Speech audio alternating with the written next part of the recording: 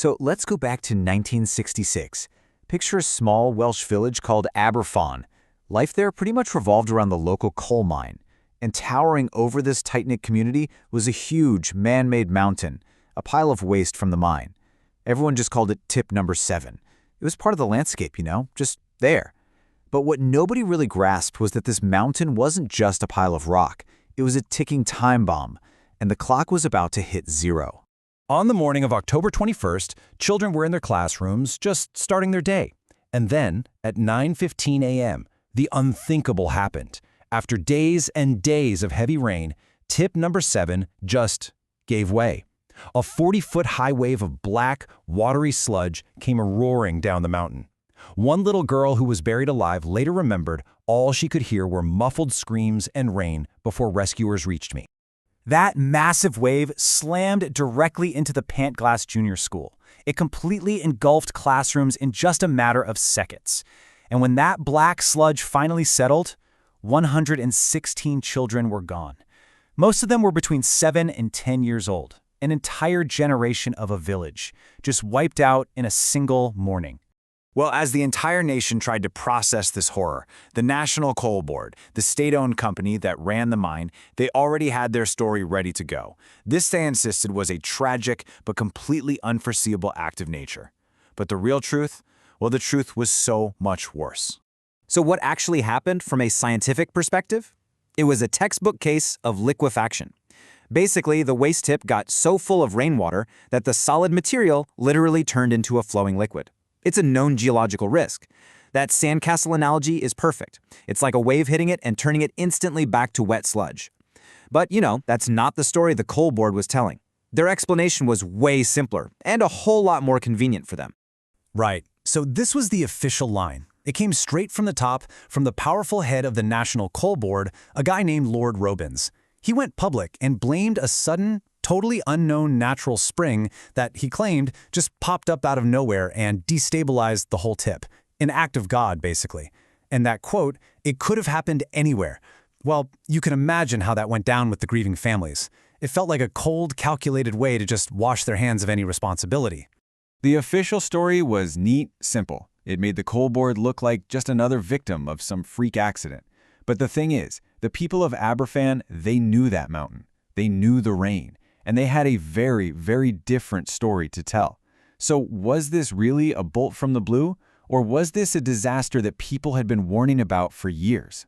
Because what started to emerge from all that rubble wasn't just a story of a terrible tragedy. It was a story of just staggering, unbelievable negligence. The warnings had been there for years, written down in letters and reports, buried in paperwork long before they were buried in mud. I mean, just look at this timeline. It's absolutely devastating. They built the tip directly on top of known underground springs. By 1963, parents were so worried they were writing official letters complaining about waste sliding down towards the school. And then in 1965, there was a smaller slip. That should have been the final blaring alarm bell. Every single one of these warnings was documented, and every single one of them was ignored.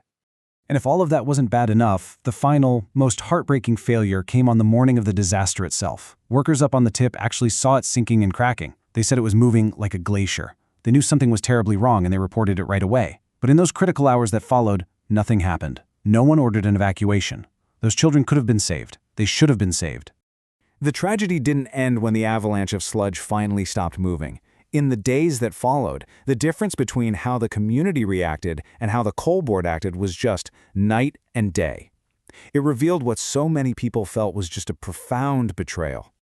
The contrast here is just staggering. On one side, you have miners, parents, neighbors digging in the sludge with their bare hands, forming human chains, absolutely desperate to save their children.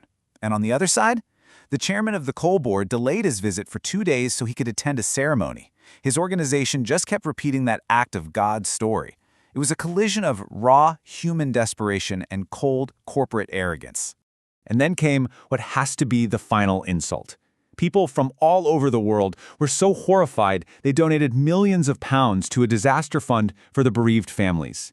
And in a move that is just almost impossible to believe, the National Coal Board tried to take £150,000 from that fund from money meant for the victims to help pay to clean up the rest of the tips, the very tips that were their responsibility in the first place. But the community of Aberfan refused to be silenced. Their incredible fight for truth, for justice, led to the creation of the Aberfan Disaster Tribunal. This was an official inquiry that would finally, hopefully, deliver a verdict on who was actually to blame. After listening to 136 different witnesses, the tribunal delivered its findings. And wow! To this day, it remains one of the most blistering, damning official reports in British history. Its conclusion, captured perfectly in this one quote, was that this wasn't an accident at all. It was the direct result of a long, unforgivable chain of failures. The tribunal just systematically dismantled every single excuse the coal board had tried to offer. The verdict couldn't have been clearer. This was not an act of God. The blame rested entirely with the National Coal Board. They said the danger should have been obvious to anyone. They confirmed that the warnings from residents were ignored. And maybe worst of all, they found the coal board had a total lack of system for tip safety. It was complete and utter incompetence. And this, right here, is why the story of Aberfan is still so important. Because that fight for justice led to real, life-saving change. New laws were passed to finally regulate the safety of these spoil tips. The tragedy was a major catalyst for the Health and Safety at Work Act, a landmark law that still protects millions of people in the UK today. And, on a deeper level, it changed how people viewed authority. It created a new expectation that, yes, powerful institutions can and must be held accountable. So the story of Aberfan is a memorial, of course, to the 144 people who lost their lives. But it's also a permanent, painful lesson in the catastrophic cost of simply not listening. It's what happens when profit and convenience are put ahead of safety, and when the genuine concerns of ordinary people are just dismissed as a nuisance. And it leaves us with a really heavy question that is just as relevant today as it was all the way back in 1966.